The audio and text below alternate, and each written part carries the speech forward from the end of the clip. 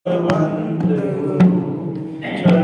नाम बहुए, जिनके पद बंधन किए, नासत विघ्न संतन यह निर्णय लियो, मत पुराण इतिहास, भजने को तो ही सुगढ़, कह हरिदास सियापति राम जय जय राम, हे प्रभु राम जय जय राम, करो कल्याण सारा।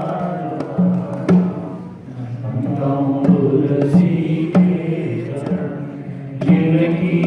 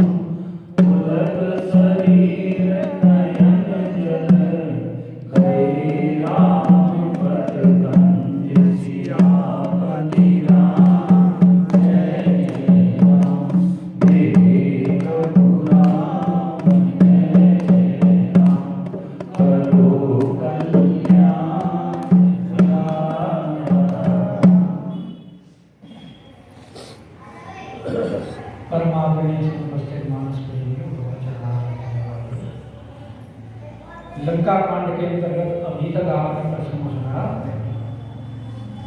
गयो वसीठी वीरवर कीर्ति बाली कुमार। अब प्रारंभ होगा लंका निश्चर की सदाई, वो प्रारंभ हो गया मरने से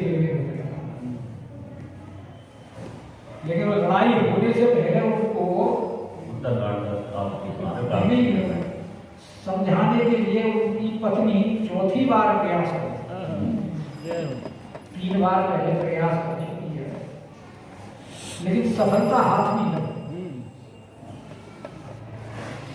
यही बात शंकर जी ने सभी को 3 बार समझाई, वो भी नहीं मानी थी।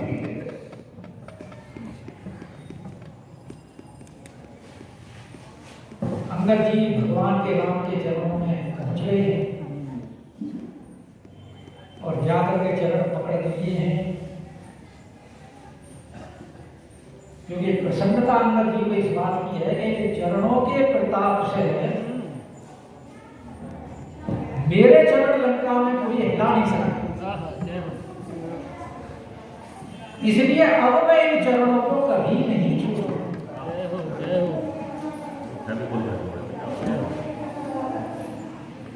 गहे राम पद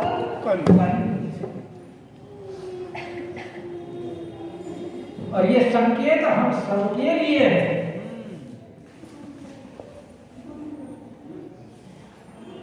कि जो राम के चरणों से लग गया उसका कभी कोई बाल बांका नहीं कर सकता।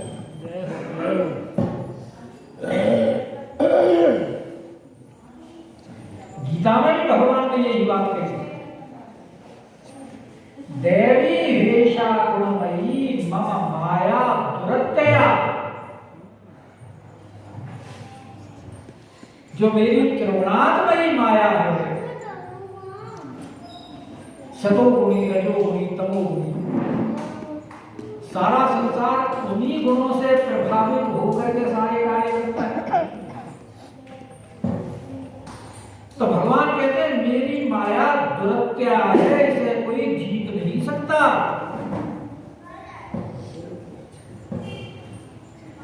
तो कौन इससे पार पा सकता है? ये मां प्रपद्यन्ते माया मेताम तरन्ति ते, जो मेरी शरण में आ जाएगा वही इस माया से पार हो सकता है। और सुंदरकांड में भी यही बात बताई, जननी जनक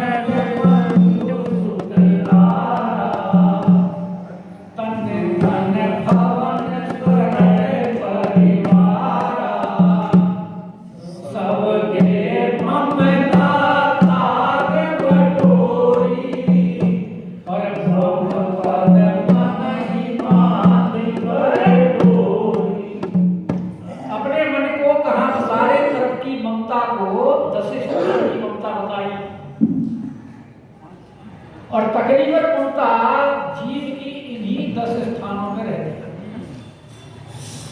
कहते हैं वो 10 स्थानों की जो ममता है उसकी बस्ती बटले और उस ममता को तो मेरे चरणों में माना।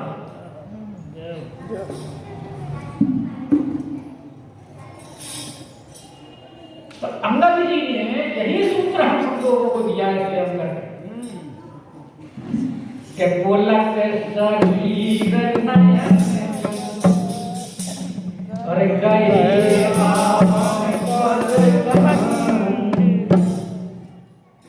और कल आपको बताया था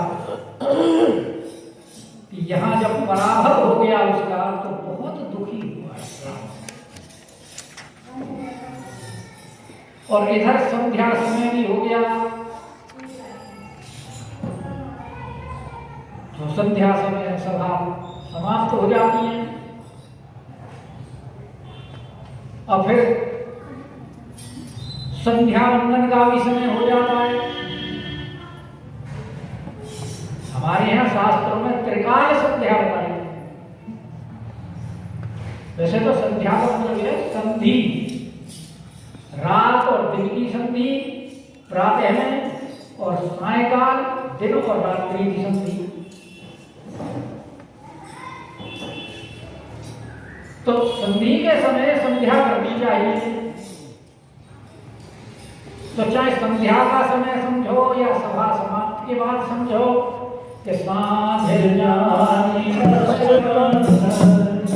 और भवन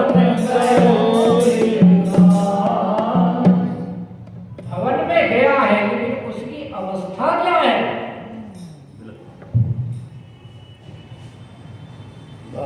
बिलख रहा है, उदास नहीं। वो कहते हैं ना कोई आदमी एक तो रोता है और एक बिलख बिलख के रोता है, दोनों में अंतर है। तो यहाँ रावण की अवस्था इस समय बिलख के रोने की हो रही है क्योंकि अभी तो सभा में अंगद के द्वारा चोट खाई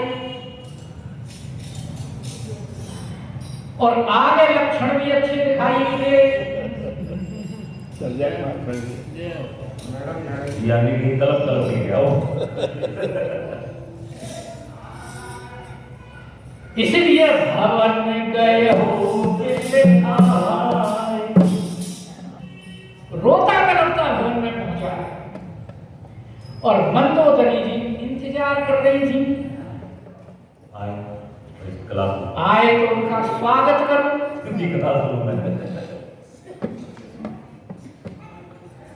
भाई सबका स्वागत करने का अपना अपना तरीका होता है ना।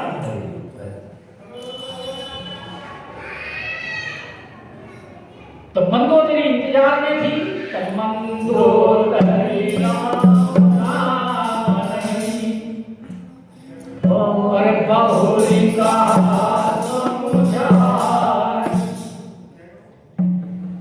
तो रावण को समझा दिया। जब रावण ही कह दिया तो रावण ने तो माननी नहीं किसी की।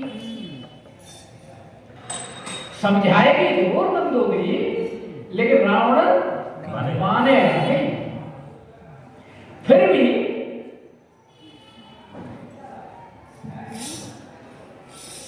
जो कर्तव्य है उसका तो पालन करना है क्योंकि हमारा जो कर्तव्य है भगवान की भजन करने का, तो हमें अपने कर्तव्य का पालन करना चाहिए।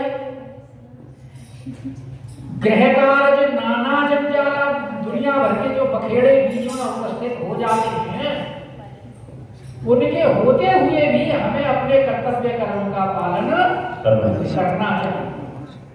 चरई वेदी शास्त्र कहता है, लगे रहो, बनत बन जाए, बनते एक दिन तुम्हारी बन जाए। मंदोदरी भी इसी प्रयास में लगी हुई है, हो सकता है अब समझ आए कि मंदोदरी राम नहीं और बहुरी का समझा। कितना सुंदर संबोधन है कि कंत कहते हैं अपने स्वामी, मालिक, पति परमेश्वर। और ये बड़ा श्रृंगार रस का शब्द है कंत। लेकिन इसके बाद में आगे कोई श्रृंगार रस की बात नहीं आएगी। संबोधन में जरूर श्रृंगार रस टपक रहा है कि कंत समझी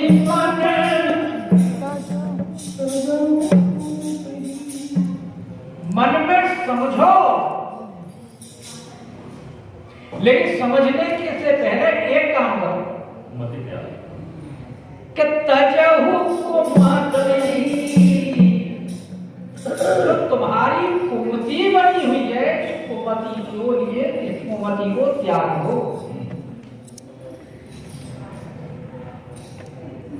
तो कुमति क्या बनी हुई है? राम जी से युद्ध करने की जो कुमति। तो ये तुम्हारी मति जो है वो ठीक नहीं है।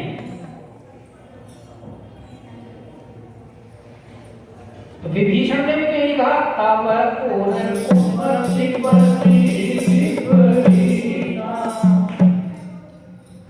और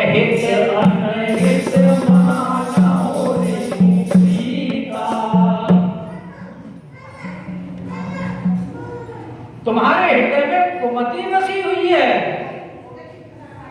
इसलिए जो तुम्हारे भला चाहने वाले हैं उनको तो आप अपना विरोधी मानते हैं कि हित अनहित। पुलस्त जी ने संदेश भेजा, नहीं माना। माल्यवंत ने समझाया, नहीं माना। कुबेर ने भी अपना दूत भेजा था। तो जो भी तुम्हें अब तुम्हारे हित की बात कहता है वो तो तुम्हें अहित करता है, और जो शत्रुओं की बातें हैं वो तुम्हें अच्छी लगती हैं। यानी शत्रुओं को अपना, जो तुम्हारा अहित करने वाले हैं उनको तुम हितैषी मान रहे हो।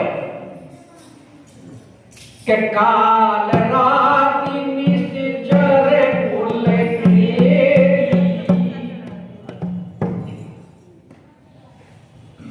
जानकी जी के लिए क्या कहा है कि काल रात्रि किसके लिए? निश्चर कुल के लिए। काल रात्रि निश्चर कुल मेरी और तेही सीता पर प्रीत करे। वो तुम्हें प्यारी लग रही है, उसको तुम छोड़ना नहीं चाह रहे। पीछे जाओ, पीछे तो ये तुम्हारी कुमति ही तो है। तब और कुमति बसी विपरीता, हित अनहित मानहु रिपुरी। इसीलिए कह रही है मंदोदरी कि कंत समझी मन में समझो, किसको? कुमति को त्याग करके। क्योंकि जहां कुमति होती है, जहां कुमति से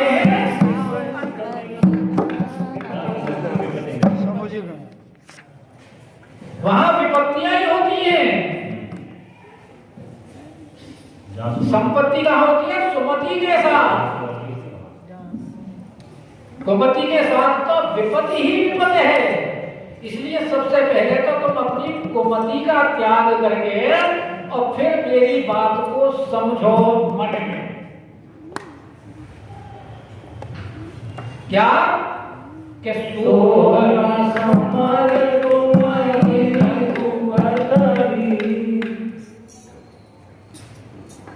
कि तुम्हें राम जी के साथ युद्ध करना शोभा नहीं देता, इस कुमति का भी त्याग कर दीजिए।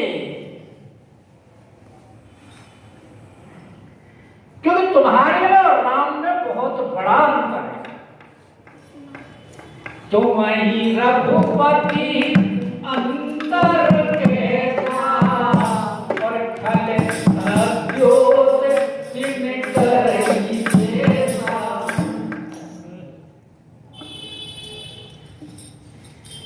तुम तो राम जी के सामने ऐसे हो जैसे सूर्य के सामने जुगनू।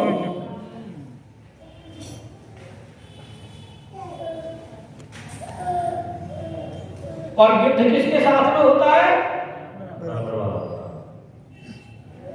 तो तुम्हारा उनका तो कोई मुकाबला ही नहीं है। इसीलिए समझा रही है कि सो है न समर तुम ही रघुवर। तुम्हारे व्यस्त और रघुवती के मध्य में युद्ध शोभा नहीं देता, क्योंकि तुम्हारे बल को मैं जानती हूं और अपनी किसी बात को कहने के साथ में उसके प्रमाण दिए जाते हैं। प्रमाण से ही तो बातों की पुष्टि होती है। अब मंगोदरी प्रमाण देना शुरू कर दिया। जाके दूध पी रही है। अब अपने बल के बारे में सोच लीजिए, आपके अंदर कितना बल है। पहला प्रमाण, रामानुज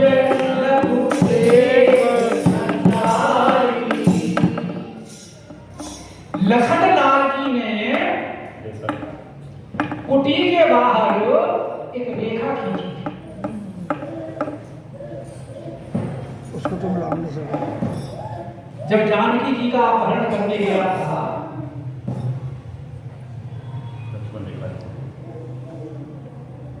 तो रावण देख रहा था बाहर से, सून बीच दस कंधर देखा।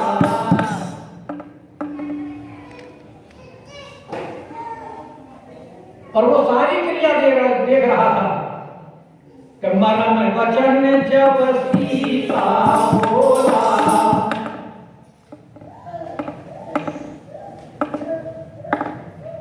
जब जानकी जी लखनलाल जी को मरम शब्द कहे हैं, पीपर पात सरिस मन डोला। गोस्वामी जी ने मर्यादा रखी है, कहा नहीं है कि क्या मरम शब्द बोले हैं, लेकिन वाल्मीकि ने स्पष्ट कहा है।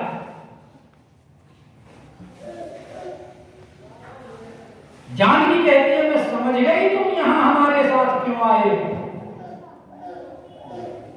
मेरे प्रति तुम्हारा कलुषित भाव था और तुम मौके की तलाश में हो, लेकिन तुम्हारी इच्छा पूरी नहीं होगी।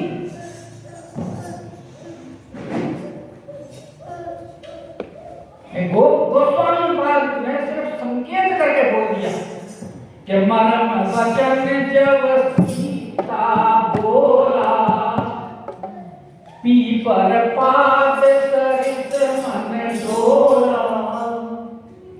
तब लखनलाल जी ने एक रेखा खींची और रेखा खींच करके और चले गए कि इसके बाहर बताना। लेकिन रावण उस रेखा को भी ये कह करके जानकी सी है कि मैं बंधी हुई भिक्षा नहीं लेता, अब मंदोदरी के कहने का तात्पर्य है कि तुम्हारी तो इतनी हिम्मत भी नहीं हुई कि जो रामानुज रामानुज लघु लेख खिंचाई। राम जी भी नहीं, राम जी का छोटा भाई युद्ध किससे करने जा रहे हो? राम जी से। और उनके छोटे भाई ने जो रेखा खींची थी उसको पार करने में की तुम्हारी हिम्मत नहीं हुई कि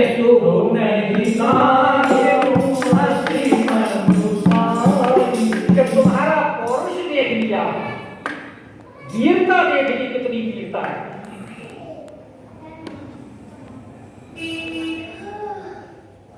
एक रेखा नहीं लांघ सके,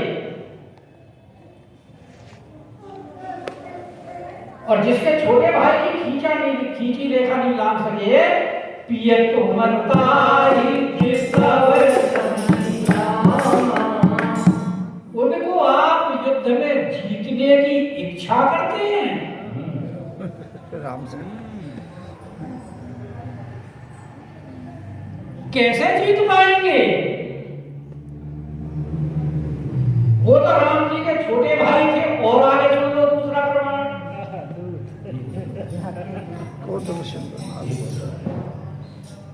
ये वो जो अभी आपको बोली कि पिए तो मैं ताई जीतव संग्रामा, किसको तुम जीतना चाहते हो? कि जाके दूत जिसके दूत का कार्य ऐसा है जिसका सारी लंका नगरी आज तक वर्णन कर रही है।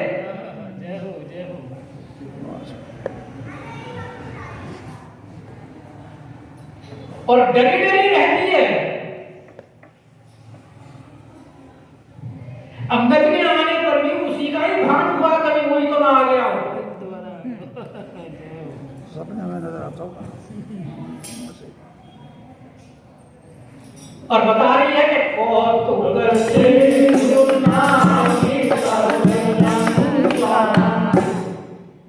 जो उस दूत ने, जो तुम अपनी लंका को बड़ी सुरक्षित समझते थे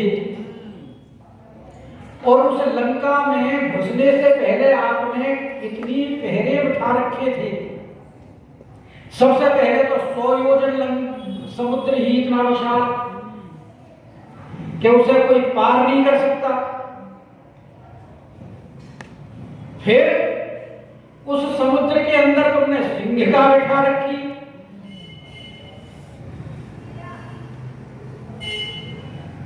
कि जीव जंतु जे गगन उड़ाई और जल बिलो के तिनके भर जाई और ग्रह दिशाएं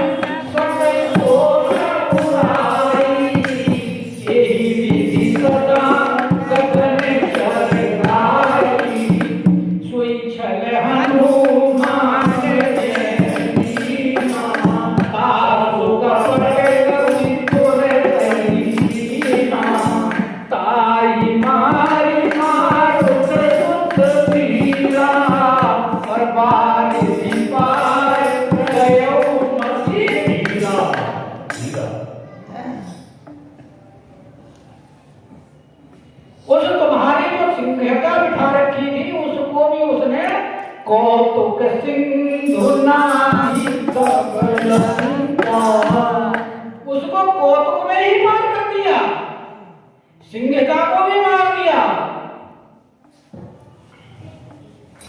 और उसके बाद में तुमने सुवेग पर्वत के ऊपर काल उठा रखा था।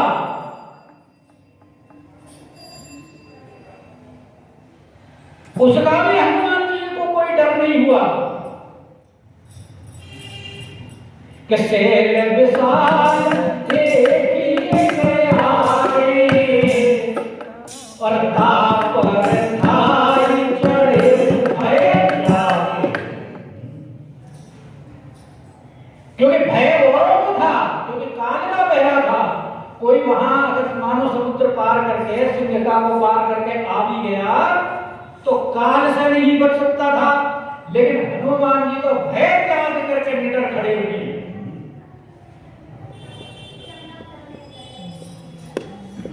और बालकांड में लंका नगरी के बारे में कहा है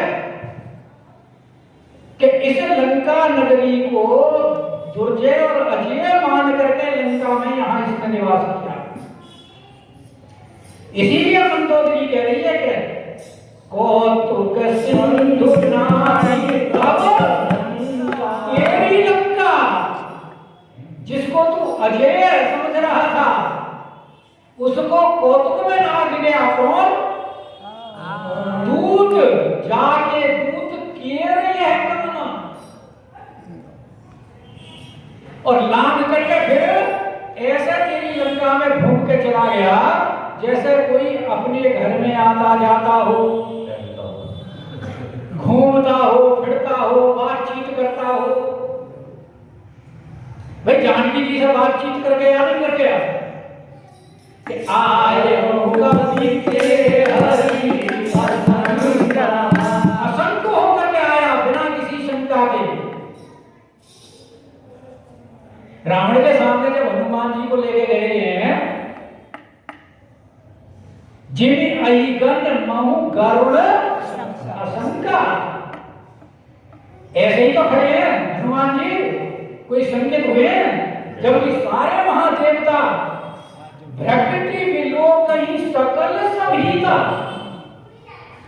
लेकिन हनुमान जी असंख्य खड़े हुए निडर। इसीलिए तो मंदोदरी कितनी सुंदर तरीके से समझा रही है।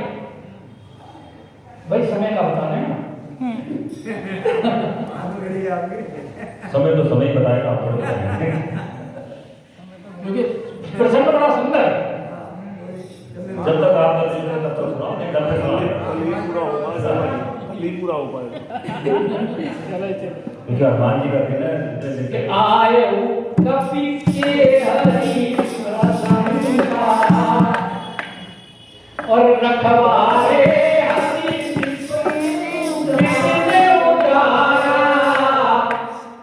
कि जो अशोक वाटिका तुमको अत्यंत प्रिय थी, जिसकी सुरक्षा के लिए तुमने रखवाले रखे हुए थे विशेषकर, जैसे सुग्रीव को मधुबन प्रिय था, वहां भी तो है कि रखवारे जब बरजन लागे मुष्टि प्रहार हनन सब भागे। और यहां भी रखवाली करते थे। जानकी जी ने कहा मात गोए भूखा,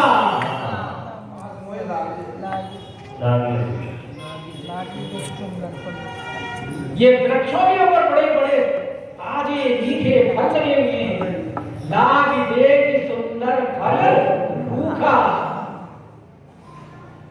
तो माँ क्या बोली कि बेटा इनकी तो रखवाली करते हैं और वो भी बड़े भारी। हनुमान जी बोली तिनके भय माता जो तुम मानो हनुमान, इनका मुझे कोई भय नहीं है। असंख्य ना हनुमान जी को कैसे भय मानेंगे? और इसीलिए जब खाने लगे और मारने लगे कछु मारे सी कछु मारे सी और कछु मिले सी धरती और कछु पुनी जाए पुकारे मर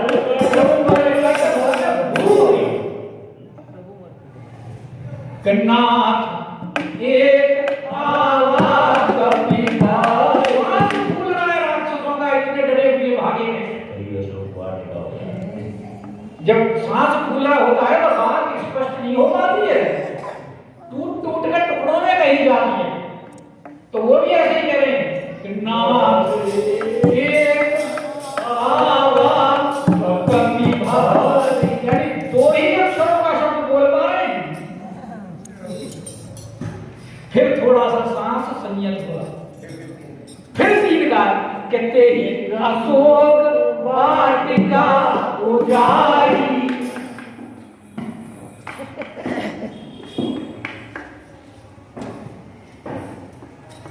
और वो तुम्हारा जो आया था कि जारी राख रखवारे अभी उजारा, तुम्हारे राक्षसों को मारा, तुम्हारे वाटिका का तहस कर दिया।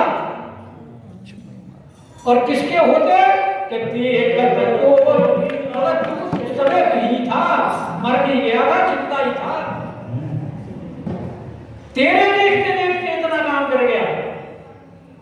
और उसके बाद देखत कोई अच्छे ही मारा, तेरे पुत्र का उसने वध कर दिया। पुत्र जो होता है पिता का अंश होता है।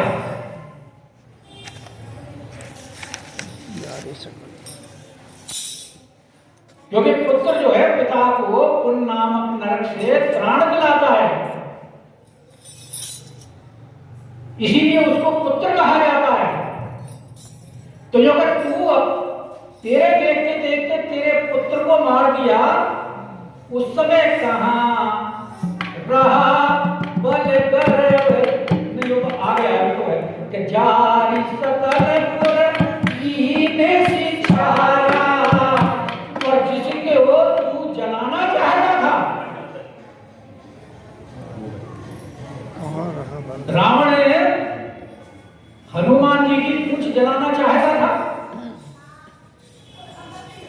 ते बोरी पट बांध दुख पावक देव लगाई, लेकिन हुआ क्या लंका में हलवा दे कि जारी सकल सारी लंका जला दी। तो अब जो तुम अपने आप को इतने शक्तिशाली बनते हो, मैंने ये कर दिया वो कर दिया, उस समय क्या तुमने अपना बल अंदर छिपा के रखा हुआ था कि कहां रहा तुम्हारा? उस समय तुम्हारा बल कहां चला गया था? तुम अपने पुत्र का भी बदला नहीं ले सके। उस बानर को जलाने की तो बात छोड़, तुम अपने लंका की रक्षा नहीं कर सके। प्रहस्त ने रावण से दरबार में यही तो कहा था कि बानर भालू आहार हमारा जो तुम कहते हो, उस समय तुम्हारी भूख कहां चली गई थी जब आया था वो और लंका जला के चला गया था। और यही बात नंबोदरी कह रही है कि कहां रहा तुम्हारा और आवे पति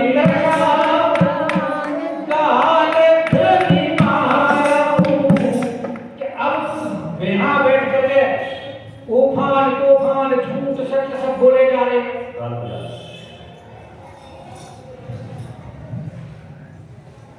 तो इसलिए अभी गान बजाने से कोई फायदा नहीं है। जो तुम अपनी झूठी सेठी जो बघार रहे हो, शांत दिखा रहे हो, ये झूठी सेठी बघारने से काम नहीं चलेगा।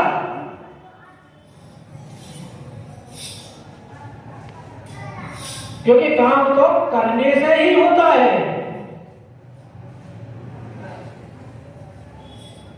उद्यमे ही सिद्ध्यन्ते कार्याणि न मनोरथे नहीं सुप्तस्य सिंहस्य पश्यन्ति मुखे लगा। उद्यम करने से ही कार्य की सिद्धि होती है, मनोरथ करने से नहीं होती। तो इसीलिए कहेंगे अब पति बिरजा गाल व्यंगी मारो। अब गाल बजाने से कुछ नहीं होने वाला, इसलिए मोर कहा मैं कहती हूँ, मेरे कहने को अपने हृदय में धारण करके विचार करो।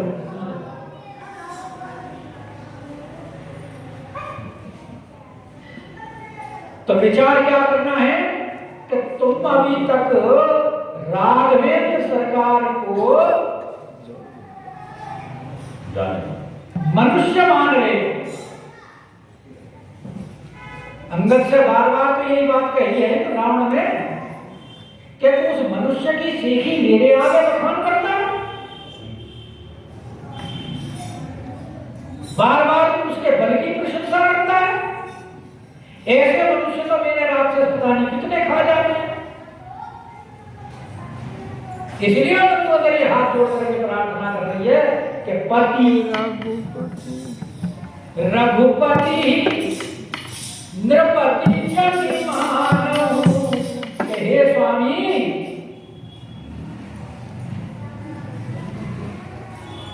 जो रघुवंश के पति हैं, रघुकुल के रघुपति और समस्त चराचर जगत के पति हैं। कल मैंने बताई थी आपको, ईशावास्योपनिषद में कहा है ईशावास्यम इदं सर्वम यत् किंचित जगत्याम जगत्।